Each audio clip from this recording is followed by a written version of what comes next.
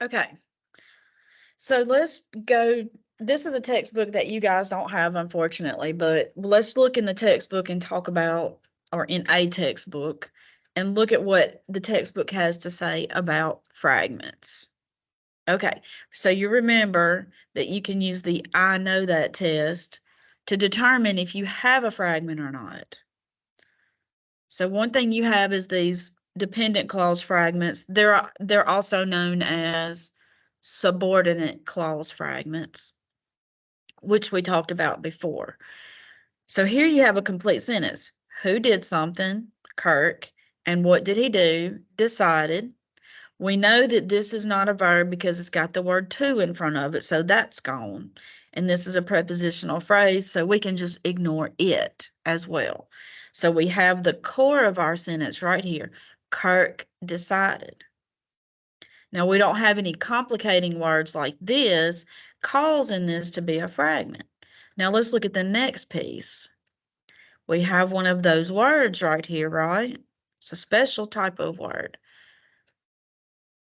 And it's causing this to be a fragment. We have a subject and we have a verb, but this cannot function as the core of a sentence because you've got this word right here. Now, you could do a couple of things. You could delete the word after, but now we won't know the relationship between these two sentences, right? It still would make the sentence complete. And sometimes that does work in your essays.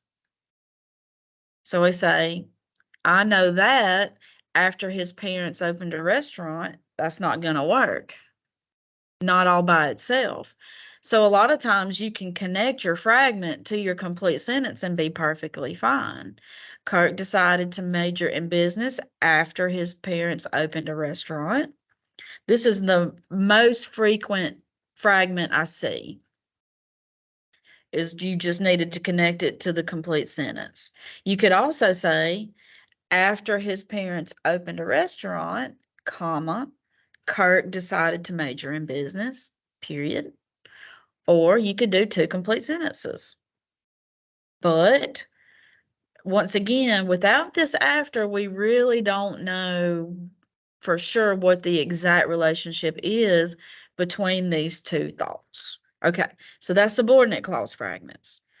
Let's look at relative clause fragments. These are still subordinate clause fragments, basically, and they'll start often with these words right here. That's just, I don't know if you can hear that, but my door is opening. But this weird air in this building, either that or ghosts, who knows? So you may have, these might be a fragment trigger, okay, if you start a sentence with these. You can still start sentences with these words, but just be aware that you might be in a fragment situation because they will have subjects and verbs in them. So like here, subject verb, right? But it's not complete. If it was a question with a question mark after it, who never runs out of creative ideas? Now it'd be a complete sentence. But most of your sentences are going to end in periods in your essays. Okay, so who did something? Miss Costa. And what did she do? She is, because remember, you have this list of little verbs that don't look like verbs, but they, if you see them in a sentence, they're being verbs. That's those helping verbs. So we can join these two. Most of the time, if you have a fragment, you need to join it to a complete sentence. Not all the time, though. And you'll see that just a minute. So we can join them together, or we can create two complete sentences, which is going to require some revision. Because sometimes we have beautiful thoughts, but thoughts frequently come out in fragments. So they're not complete thoughts as far as sentences are concerned. Now we're getting to the ing fragments, which is something I'm seeing in this particular class. So we've got a complete sentence right here. Who's doing something? Joaquin. What is he doing? We've got a verb phrase right here. Can be saying you got a couple of helping verbs and a main verb. I'm just making a verb phrase This is your subject-verb relationship.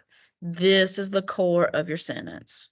Now, let's look at this one. And we can do the I know that test. I know that Joaquin can be seen on the track every morning. Perfectly fine. I know that running a mile or two before breakfast. Now, this is not complete on its own. We don't know who's running. We don't have a subject. We don't have to know exactly who, but we have to have subject. And we don't have a complete verb if this were trying to be a verb. So it'd have to have a helping verb on this side. If running wants to be a verb, it has to have a helper on this side of the word. See? ING words, and it's frequently these 5 verbs right here. If it's trying to be a verb, it's got to have one of these verbs on this side. Like Joaquin is running a mile or two before breakfast, or will be running a mile or two before breakfast. But let's see how the book fixed it. Joaquin can be seen on the track every morning, running a mile or two before breakfast. A lot of times these little ing things can be set off at the end of a sentence with a comma, or you can make 2 complete sentences. So you can connect your fragment to a complete sentence, or you can make 2 complete sentences. Let's see if they have some other fragments just for the heck of it while we're in here. No, they jumped into exercises. Let's switch back to what we were doing. Okay. So focusing on the ing fragment, since that's what I've been seeing, riding 4-wheelers through the mud, which is something that a lot of my students like to do, and I used to like to do it too in my younger days.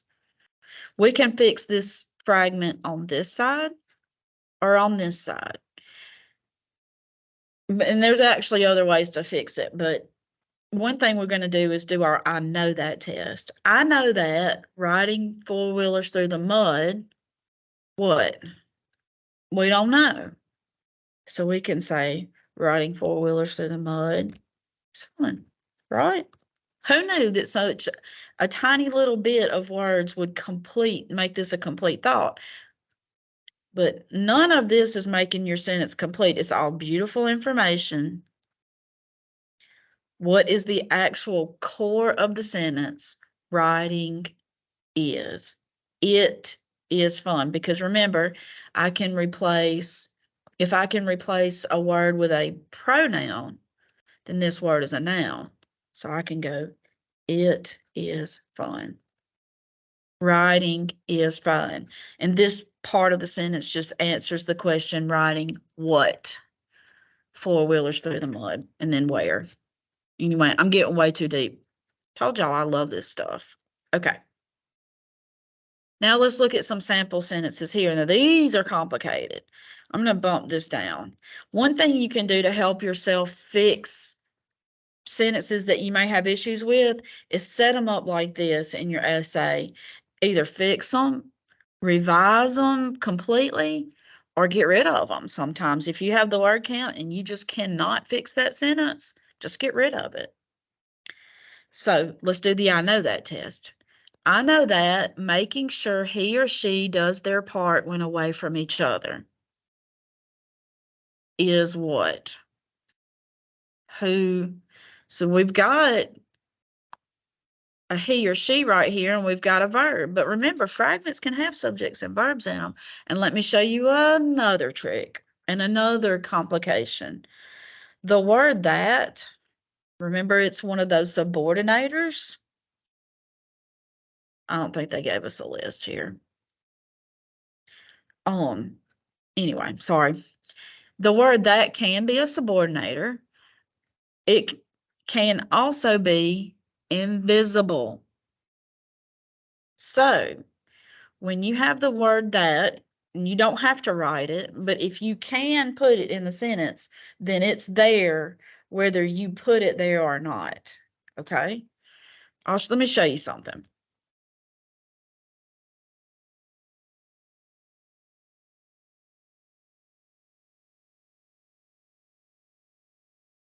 So I can put the word that, right? Or I can leave it out, and the sentence is actually better without it, I think. Let's do another one. Let's see. Um,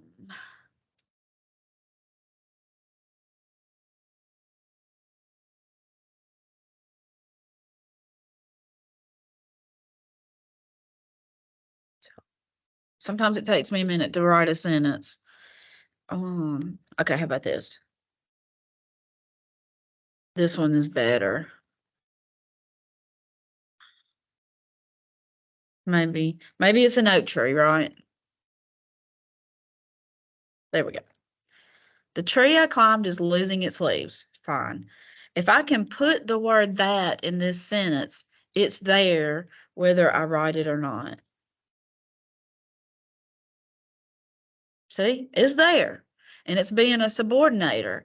It's grouping all of these words together into a subordinate clause. So what is the core of my sentence? Tree is losing. Who did something? The tree. What did it do? Is losing. This is a subordinate clause. You could have 45 subordinate clauses in a sentence, and the sentence would not be complete. You could have 45 prepositional phrases. Here's a prepositional phrase right here. And your sentence still would not be complete. These add lovely information, but they do not make sentences complete. They don't have the power to do it. Okay. So now we've got this that here.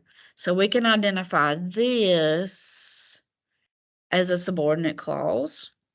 So it's not making the sentence complete. And let's just add the implied words. And let's just change this word. Let's just revise a little bit more. How about that? So this is a subordinate clause. And this is also a subordinate clause.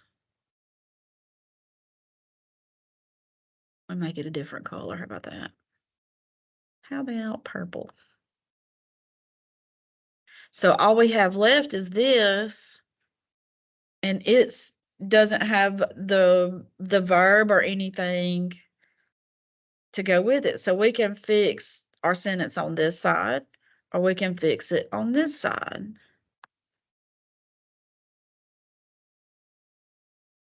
Now, remember that ing words have to have a be verb on this side for them to be being verbs.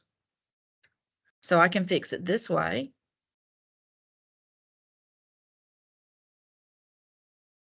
Or I can fix it at the end right here. Let's change this to a different color. How about pink? Where'd my colors go?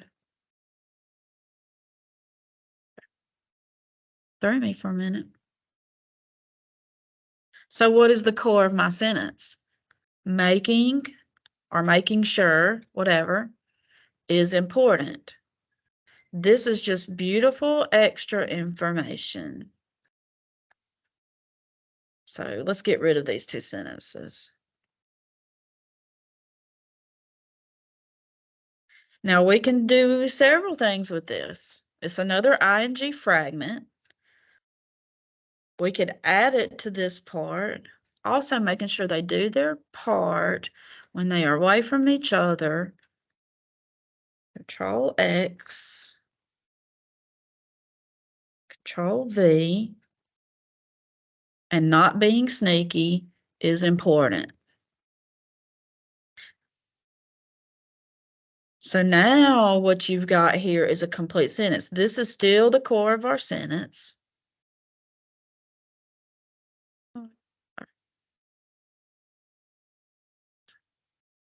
Got to make it all match. Our core of our sentence is still right here. Making sure is important. I know that doesn't make any sense. I know it doesn't. We need this information here for the sentence to actually make sense. But grammatically speaking, Also, making sure is important is a complete sentence. I know that sounds bonkers. Let me show you. Let's do it with another ing word, right? Now I can add a bunch of stuff in the middle.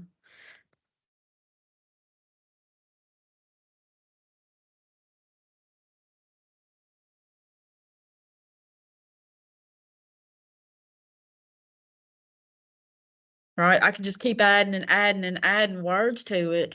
But here's my subject and here's my verb. All this is just lovely information in the middle.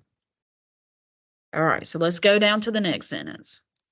And we've got another ing fragment going on. For example, being able to talk to each other even when there are disagreements. I think we can delete this part because it's really important. It's easy to talk to each other when there are agreements. It's the disagreements that causes the problems. For example, so I can fix it on this side, right? Or I can fix it on this side.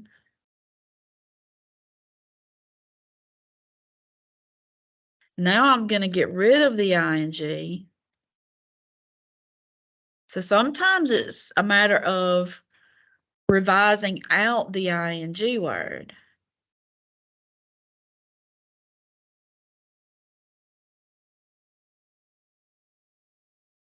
Or I can fix it on this end.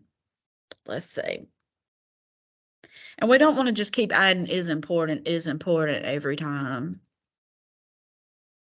How about we'll get fancy? All right, how about instead of creates, we'll do protects.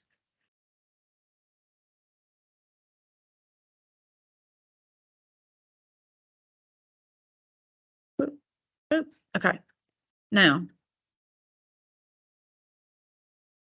so this whole thing, being able to talk to each other, right? Let's just look at it as the subject of the sentence. What protects harmony in the relationship, right? What's doing the protecting? That's going to give you, asking that question will give you the subject. What protects harmony in the relationship? Being able to talk to each other. So this is your subject, and the rest of it helps, right? And here's your verb. So now we have the core of our sentence. But just a minute ago, we didn't. Oh, now look what we've got here. We've got another ing fragment. And we can do the same thing as we did up here with the sneaky part. We can move it.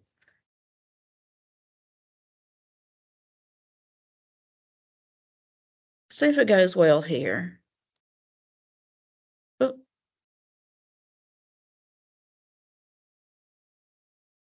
One thing I do too when I'm writing sentences, especially long sentences, I read it out loud very slowly to see if it's working. Is this sentence rolling along smoothly?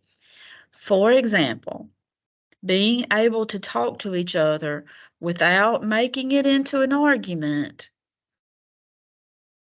even when there are disagreements, protects harmony in the relationship. Let's see. Let's move it over here. Let's see if it sounds better. For example, being able to talk to each other even when there are disagreements without making it into an argument, I think that one sounds better. So we took care of this ing fragment and this ing fragment, because remember, as long as your fragment is attached in some way to a complete sentence, then your fragment's fine. Because sentences are made up of fragments and complete sentences. All right, let's look at this one. Being able to talk to each other no matter what the problem or situation is.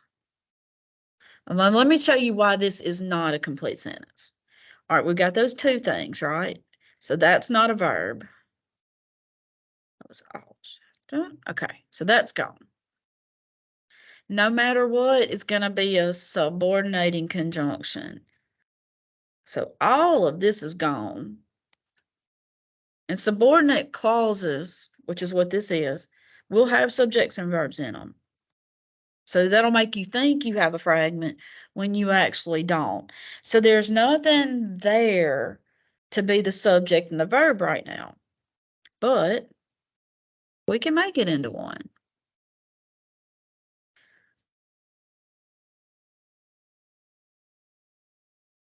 We can fix it on this side or the other side, right? Oh, thank you, Google. How about that? Or sometimes you wanted it to start this way, right?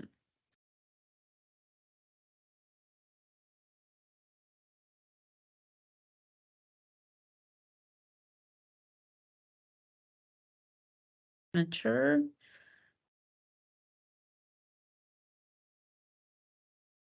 Or maybe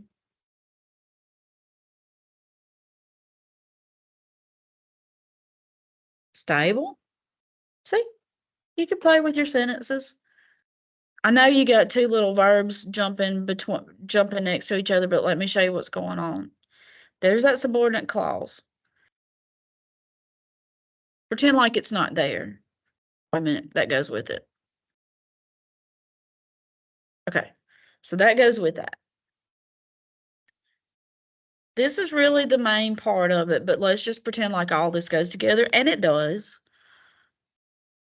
Being able to talk to each other means, and there's an invisible that right there. Look, I found one. We don't have to put it there, but there it is. So here's another subordinate clause.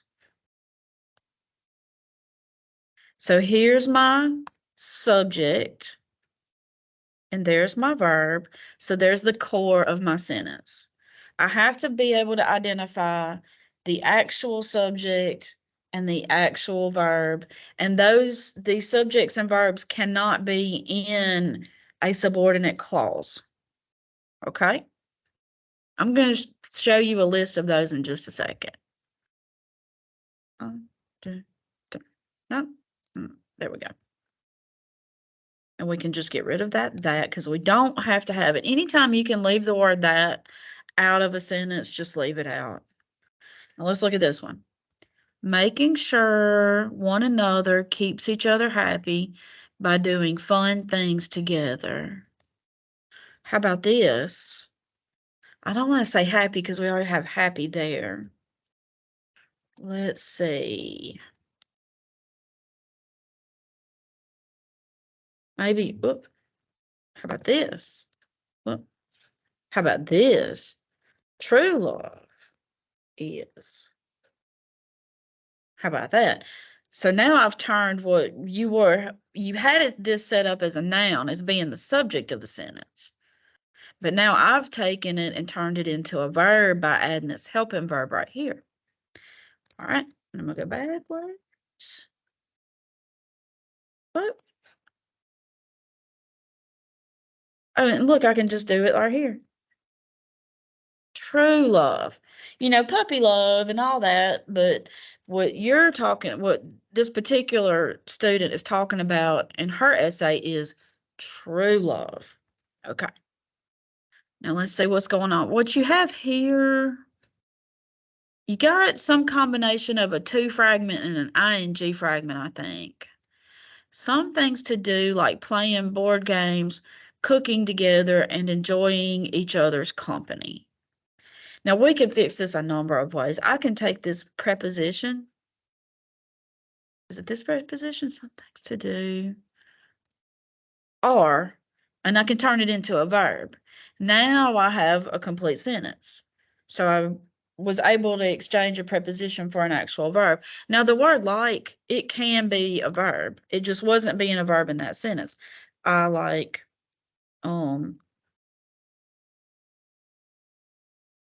right? Who's doing something? What did they do? I wouldn't mind having some fried chicken right now, honestly. I don't know, it's a little early for fried chicken, I guess. Okay, anyway, back to my subject here. Let's get this light back in. Some things to do, like playing board games. Oh, okay. So let's say we kept it this way. Some things to do, like playing board games, cooking together, and enjoying each other's company will.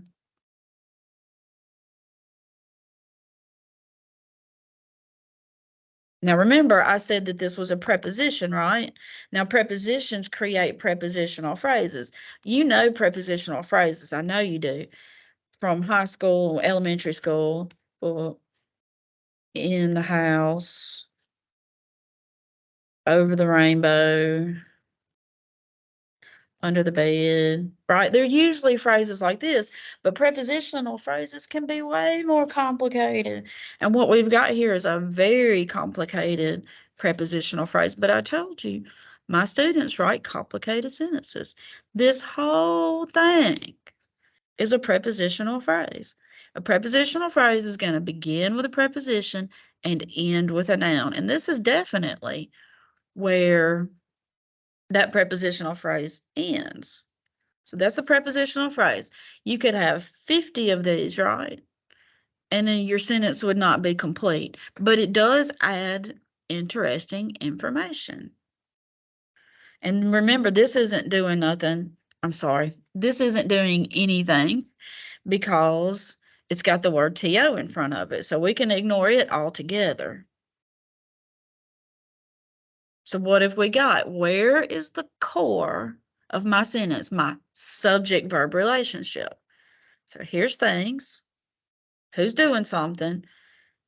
And what is my subject doing? Remember, if you see a helping verb, it's marking your verb. Let's look at those helping verbs again.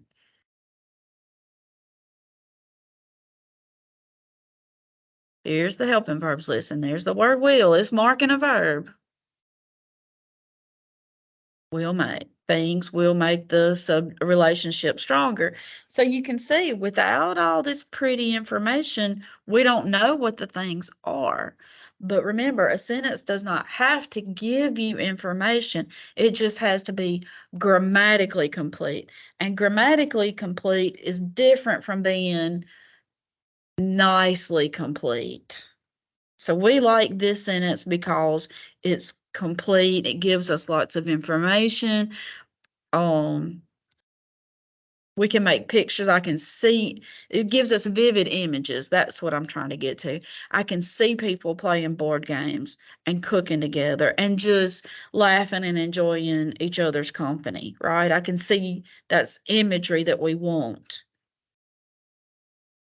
So if I wrote some things will make the relationship stronger, then that's not as good of a sentence, but it is a complete sentence. Okay.